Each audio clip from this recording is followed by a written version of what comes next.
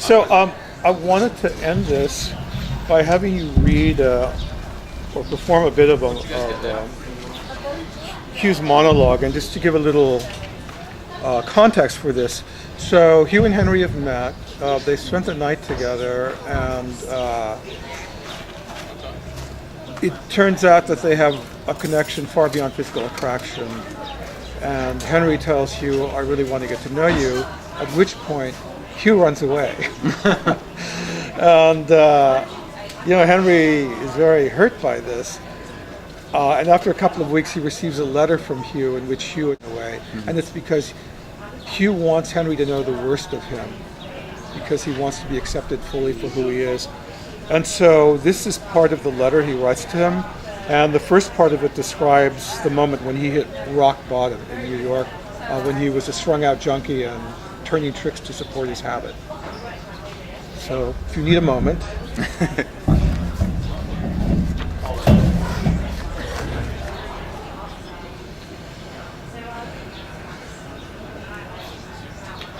There was another time back in New York when I'd run out of money and needed a fix. You know what that feels like? Your whole body is throbbing and aching.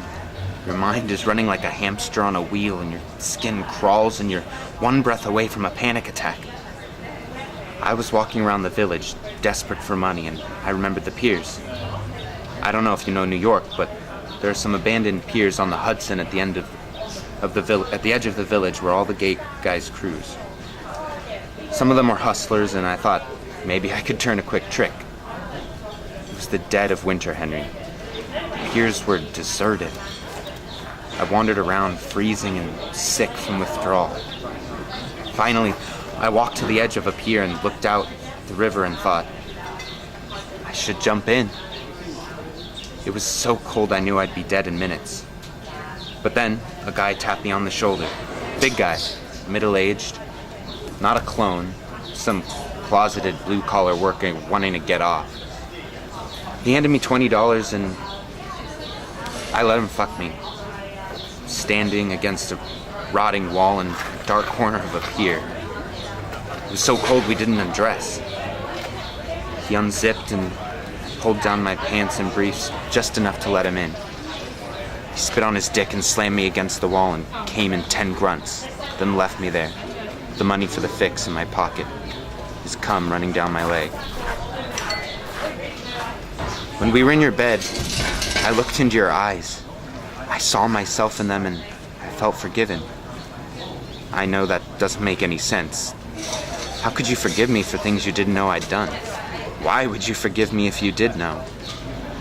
But the feeling was so powerful, I thought it must be real and not just in my imagination.